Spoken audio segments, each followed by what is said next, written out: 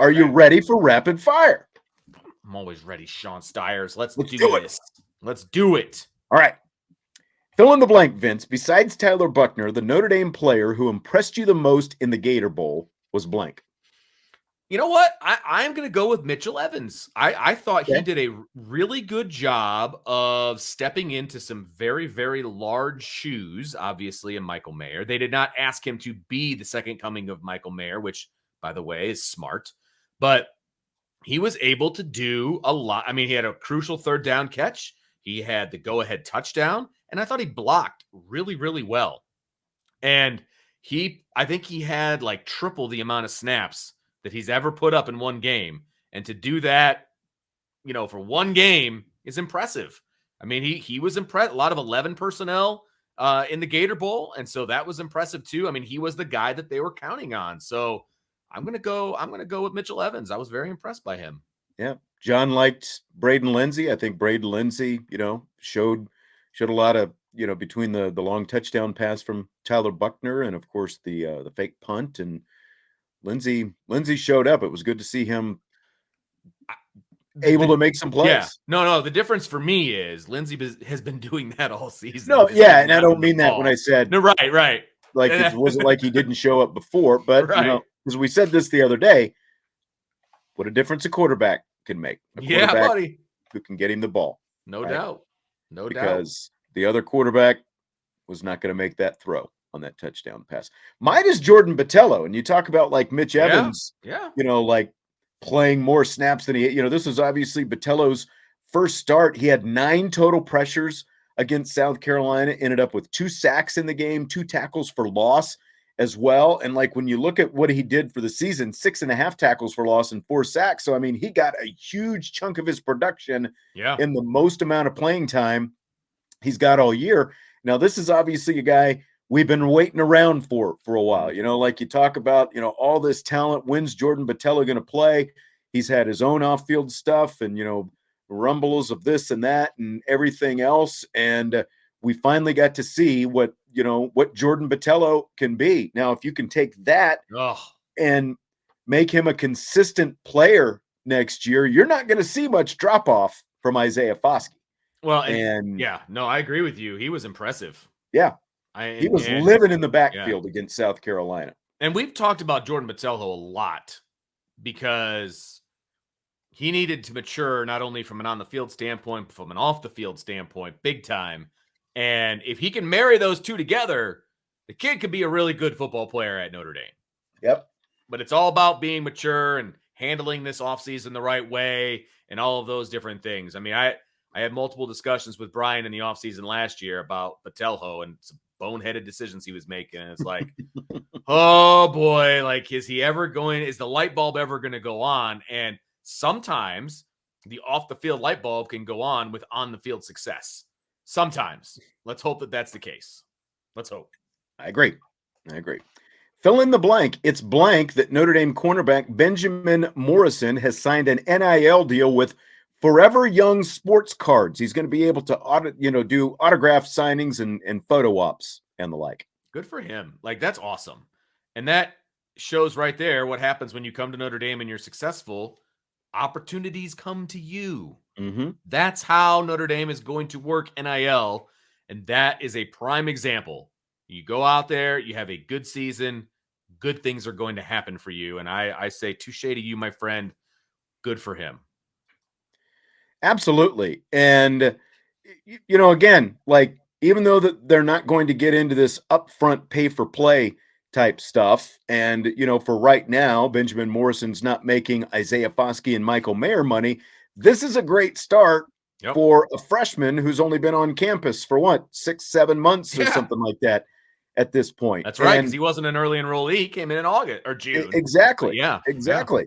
Yeah. And so he's going to go out and they're going to do this company, I guess, is based in Crown Point, Indiana. Okay. Interesting. And Drake Bowen is actually a client of theirs already, apparently. They've got a lot of different stuff. I checked out their website. And again, it's called Forever Young Sports Cards. It's like if you Google them, but like at this January 28th event, here's kind of a sample. You can get, You can pay $40 and get any autograph, like whatever. You buy a ticket, you can get anything autographed. You can get a picture with him for $25. There's a special inscription ticket that's $15 that you can buy, that would, again, you get it autographed. A plaqued Play Like a Champion inscription ticket for $20, or this other Beckett, card is $10. So, and like you can get like mini, like this website, they have like Chris Zorich, for example, autographed mini helmets and stuff like that. Equinemius St. Brown and, autographed bear stuff. There's a lot of different pro athletes and stuff like that. So it's pretty cool. And this is like when NIL started being talked about, this is how I envisioned NIL going. Like athletes being able to do something simple like this, go spend some time at a car dealership. A car dealership pays you to come out and people pay to get an autograph or a picture with you or whatever. 100%. This is what NIL is supposed to be. So touche to him for getting his NIL deal. I'm sure it's going to be the first of many, and it's going to be super easy. It's an afternoon of work for him, and he's going to come home with probably a fairly healthy paycheck, which is awesome. Joe says he's really looking forward to he and Cam and hopefully Jaden shutting teams down. I think it's going to be a fun secondary next year. I'm really excited. I'm more excited about a secondary than I've been in a long time. Look, Xavier Watts is probably going to start at safety. You're going to have those two guys at corner, Jaden Mickey potentially at nickel. Clarence Lewis, I'm hoping makes a move to safety. I mean, that would be one heck of a starting five, in my personal opinion. And then you forgot about Clarence Lewis even being you get Ramon Henderson also as maybe the third safety in there. Good luck. You want to talk about a no-fly zone? That's going to be the Notre Dame secondary for the next few years. For sure. Okay, so after a conversation with Carolina Panthers owner David Tepper about the team's head coaching vacancy, Jim Harbaugh tells the Queen City News in North Carolina he expects to stay with Michigan next year. Here's the quote. "Although no one knows the future, I think I will be coaching Michigan next year." End quote. Very, very forceful with that. So on a scale of 1 to 10, how confident are you, Vince, that Harbaugh will actually still be at Michigan next season? Scale of 1 to 10, my confidence level that he'll be at Michigan is about a 2.5, 3. I don't trust a word that comes out of that man's mouth. And he left himself a giant, wide open caveat in that quote. I can't tell the future, but if I could, I'll be You back. Actually can, because you're the one who determines it. You have complete control over whether you are coaching at Michigan or not. You do. So the fact that he would even say that makes my confidence level go way, way, way down. And good. I've got a mixed bag of emotions about whether I want Harbaugh to leave Michigan or not. I do, because they bring in somebody who's really, really good. He might be able to take Michigan to the next level. You keep Harbaugh in there, they'll be who they are, and they're probably not going to be any different. You know what I mean? And so I don't know. Well, I've got mixed emotions about it, but I do not think that he will still be at Michigan. I think there's a good chance he ends up in Indianapolis or Denver. Yeah, I mean, those three, he's got basically 3 NFL teams where he's been mentioned already. And, there was the report earlier this week that if he gets an NFL offer, he's going to take it. He wants to be in the NFL. If the Vikings had made him that offer last year, he would be with the Minnesota Vikings right now.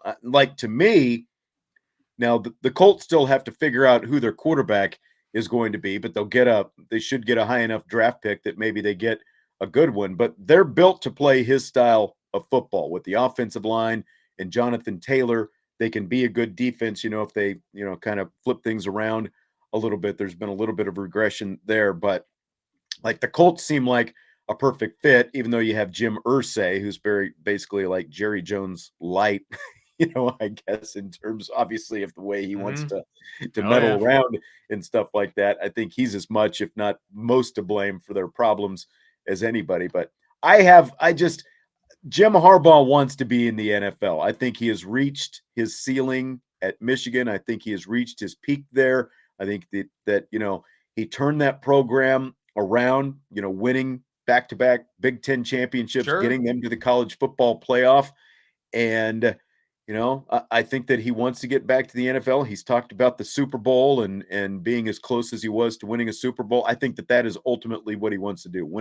I think he wants to win another Super Bowl more than he wants to win a college football national championship. So I feel like I'm putting it at a 1. I find it very hard to believe that, again, he's got to get the offer, but I think if he gets an offer, he's gone to one of these NFL teams. It's interesting because I feel like we're going to hear the same thing out of the Harbaugh camp that we heard out of the Kelly camp. And now Kelly didn't leave Notre Dame to go to the NFL, but he left to go to LSU for the fact that he took Notre Dame as far as he thought they could go. And he's got a better opportunity at LSU. I think there's part of Jim Harbaugh that thinks he's taken Michigan about as far as they can go. Mm-hmm. They've beaten Ohio State 2 times in a row. They've won 2 back-to-back, Big Ten championships, and they've lost both times in the college football playoff. And let's also not forget, and this is the nicest thing you'll ever hear me say about Michigan, they treat NIL the same way Notre Dame does. They're not going to be writing blank checks to kids. Yeah. I give them a lot of credit for that. That's just not who they are. And I'm sure that part of Jim Harbaugh sees the writing on the wall for the way college football is going.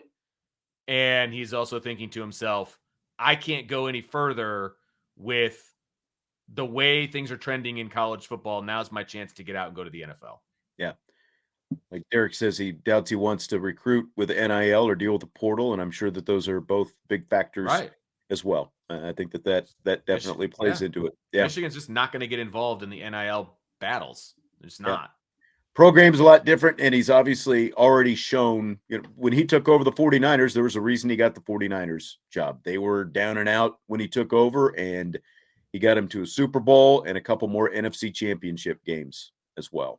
So with everyone's favorite quarterback, by the way. So everybody's favorite quarterback. That's right. Okay, so the NCAA's Division I Transformation Committee is looking at various changes to college athletics. Among them, allowing up to 25% of certain sports to compete in national championship events. Among them, basketball.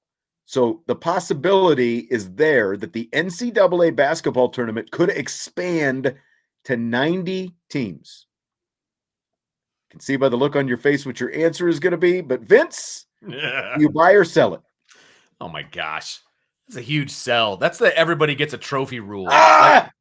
Thank you. I get the points right away. I knew this was going to come right out of your mouth. It's horrible. Horrible. If this was that one show, they would have been saying that 40 years ago when they expanded it, from 32 to 64. Oh, everybody gets a trophy. Give me the point.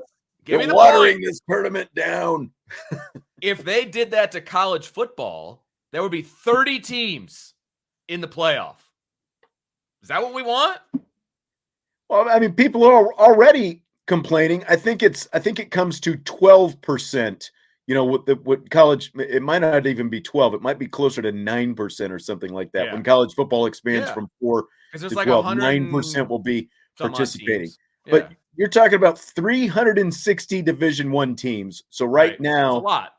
Yeah, it is. And that's why, I think they're looking at, with 25% expansion, allowing 25% of your 360 in, and you've also got all these schools that are transitioning to Division I. You've got more of these Division IIs moving up all the time. So the number keeps growing. You're only talking about expanding the field by 22 teams. And to me, again, I realize, the regular season's watered down and all that stuff. March Madness is, it's one of the most fun times of the year. Why not just make it a full week, rather than 4 days at the end of the week? Throw on 22 more teams and go, baby. I'm all for it. Look, if I'm doing anything to men's college basketball, and I guess I would have to do the same to women's college basketball, Title IX and all that, I'm cutting the amount of Division I basketball teams in half. That's what I'm doing. You don't need 360 Division I basketball teams. The problem is for like the Binghamtons and, like these mid-major type programs, that's the moneymaker for these schools because they don't have big-time football, So I think that's why you've got so many schools that are trying to transition to Division I now. I would cut the Division I. So then you've got Division II or whatever you want to call the next group down, right? Because if you cut it in half, you're still talking about 175-ish Division I teams, right? Yeah. So you got 175 Division I teams. You can still play the division below you and give out those big paychecks that, you're still giving out and that whole thing. Why do they have to be quote unquote Division I basketball teams? Why? Let them have their own tournament. Only one team from their conference is making it in anyway. More is better, baby. That's just where you and I differ, Vincent. Cut them out. Cut them out. Let them have their own tournament. More, baby. I want that tournament to start on Monday, and I want a full week of it. Get my bracket, push the conference games up so you've got a little bit of a buffer. More on your bracket, the better. Ugh. It's like that's 80%, 80 to 85% of the Big Ten, the ACC, the SEC, the Pac-12. They'd all get in. Now that's the problem. Is like, are you letting more, the smaller schools in, or are you just letting more Power 5 conference teams in? There would still be one team from each of the smaller conferences, and then they would just fill it up with the bigger schools. That's what it would happen. Yes. And it would just be bad. It would be bad basketball, man. Derek's trying to get back on my good side now. Well played, Derek. Way to play both sides of the fence, my friend. Good job. Right. Tell me what you think about this one, all right, Vince. After Oklahoma State lost its bowl game, a reporter asked head coach Mike Gundy about the possibility of him making any coaching staff changes in the offseason. Gundy told the reporter, quote, "I might have to cut you out," end quote. In other words, pull the reporter's media access for having the gall to ask him such questions. What do you think about that? Okay, number one, I got a couple of things to say about this, okay? Number one, stupid question. That's a stupid question. What did you possibly think he was going to say? Well, thank you for bringing that up. I was actually thinking about getting rid of my defensive coordinator, and now that you brought it up, I might as well make it public. Like, did they really think that that's the way the conversation was going to go? It's a dumb question. I'll say that. Number two, it's a dumb response by the head coach, because any coach or any program that talks about taking away credentials is ridiculous. Right. I'm sorry. The media is what makes you who you are. Whether you want to admit it or not, the media is what makes you who you are. You can't take their credentials away because you don't like a question that was asked. You can answer it a different way. It was a stupid question. Stupid. And you can tell him that if you want. Like, really, do you think I'm going to answer that question right now? Well, he did. I mean, he went beyond, just what he said there. And he basically told the reporter it was a stupid question, not the place to be asking it, because it was like right after the bowl game. That I have no problem all this different stuff. I guess in defense of the reporter, most likely because it is the bowl game and you're going into the offseason now, you're not going to have a chance to ask that question again. Like, spring practice is going to roll around, and if there are going to be any changes made, the changes are most likely going to be made by then. So, like, you ask the question, whether or not you get any kind of answer, but it seems like things are starting to implode on Mike Gundy, and like, because I've heard some other like you've got Sanders is transferring out, all these different, there's a lot of stuff going on down there in Stillwater right now, but to threaten, especially, like it's one thing to pull the guy aside even and say, look, you asked me something stupid like that again, I might just pull your ex, like it's right. It's bad enough just to say it like that, but to do it in front of a microphone when everyone's looking and like here, like everyone can now hear you threatening. Yeah. For really, it might be a stupid question,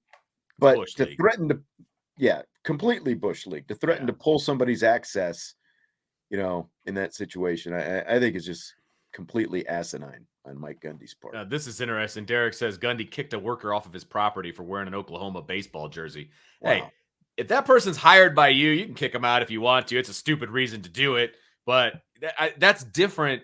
This scenario is different than pulling somebody's press credentials. Right. That's different.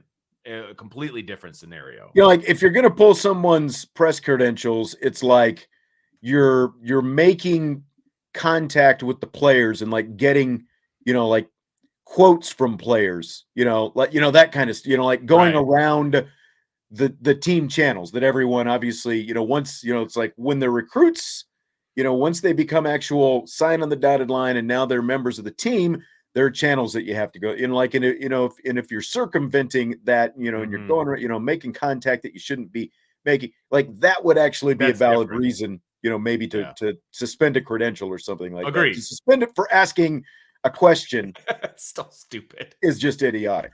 It is. Yeah. It's so idiot. And there are rules we have to follow. I mean, if we walk into smoking cigarettes in the press box or being drunk and disorderly, what? Yes, there are repercussions for your actions, but just asking a stupid question. My goodness, I'll say it, man. If asking stupid question was a reason to get your press credential taken away, there'd be like 4 people covering Notre Dame. Yes, exactly right. I'm just saying. I'll even throw myself in there when I used to ask questions back in the day. I'm sure there was some dumb ones that I pulled out of my booty at times, but that can't be what you're doing. Exactly. Joe says the reporter missed a golden opportunity to ask Gundy when he was going to travel back in time to return the hairdo. Now that might be press credential taking right there. The 80s called and they want the mullet back. Yes.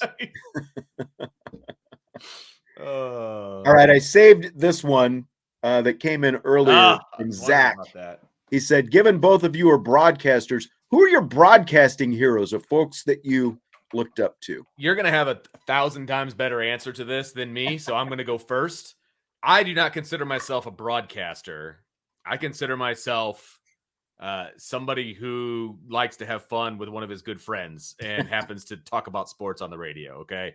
I am not a trained broadcaster, so that is not something that I, was looking at when I was going through my formative years and listening to guys. And I know that's different for you because this is what this is you. This is what you do for a living and what you've always wanted to do for a living. You went to school for it, etc. So I don't have a good answer to this. Obviously, I grew up listening to Cubs games on the radio and on TV.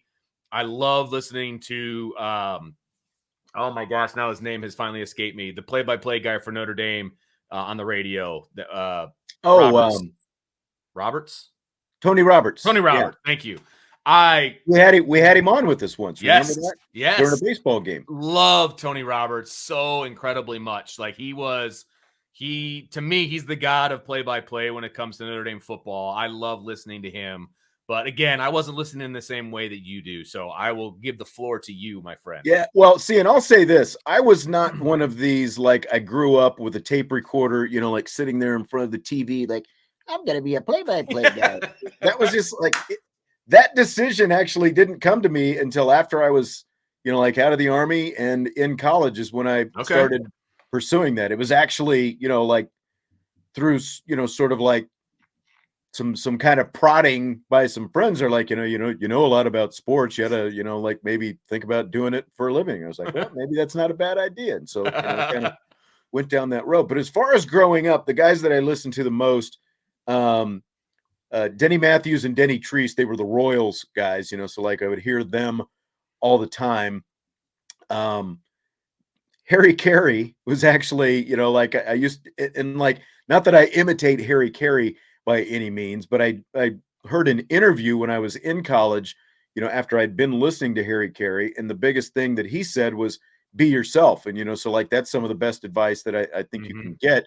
And then just in terms of sort of after I figured out what I was going to do, the two who I listened to the most and who I used to actually, I didn't realize it until a few years ago. I went back and listened to some old tapes and stuff like that. I didn't realize how much I was mimicking these guys, but the guy I talk about all the time is Kevin Harlan, who I love. He was the voice of the Chiefs when I was starting in college, and I've talked about it before.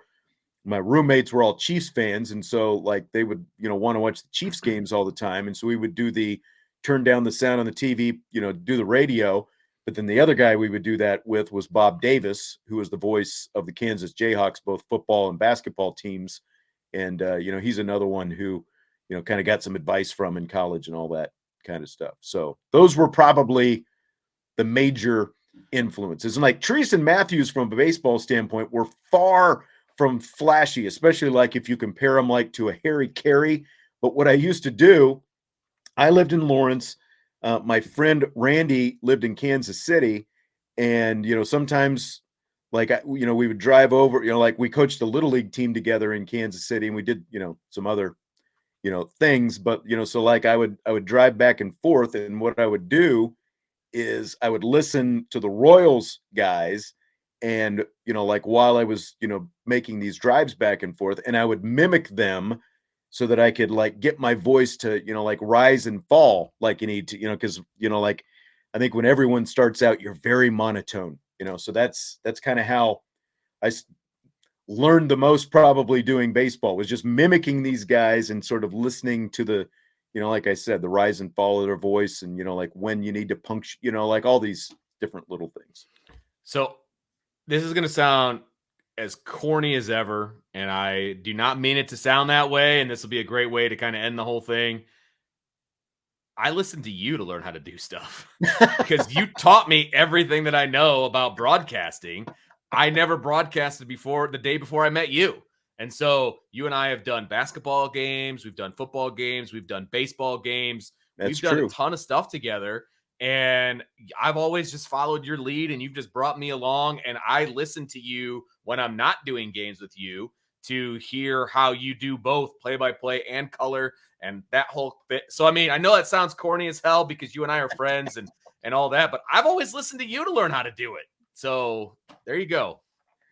Well, I'll just say I was fortunate to have some good influences. I don't know if I've been a good influence on you or not. Disagree. So. Disagree. Art Vandelay asking, who's the next broadcaster to come out of Notre Dame? I mean, Jack Collinsworth is already on NBC. So yeesh. I don't know who the next one is. There's another kid I actually met a couple weeks ago doing an ACC network game who I think was around the same class as him, who's pretty good as well, young guy. Who's the kid that's doing he did a couple of Cubs games, and he did some radio at Notre Dame. He filled in. Oh, I can't remember his name. But you talking about Brendan? No. The South Bend Cubs guy? No. I'm the actual Cubs. Like he came in and he did some TV, and he did really. I can't remember the kid's name. I don't remember hearing about that. He did stuff while he was at Notre Dame, obviously, and he's done stuff since then, but he started to get a national following, and I cannot remember the kid's name. If anybody in the chat remembers, is he a Notre Dame guy? He's a Notre Dame guy. Yeah. And he got a lot of leg up because he was the Notre Dame guy, similar to Jack Collinsworth, because he did some of the radio. Are you talking about Mike Monaco, maybe? Yes. Okay. Yes. Monaco. I think he does a pretty good job. I think he's gotten a lot better.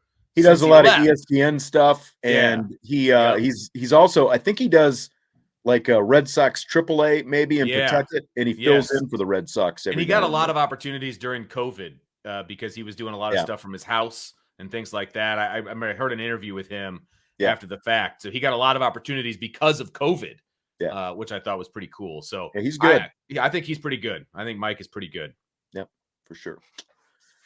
All right. Well, I think that's going to do it for tonight. And I just saw something here. Yes, this is Syracuse has the broadcast market cornered. Like if you think of announcer bias, if you knew how many Syracuse broadcasters there were that you hear and see on TV every day, you would probably be talking a lot more about Syracuse bias. Mm-hmm.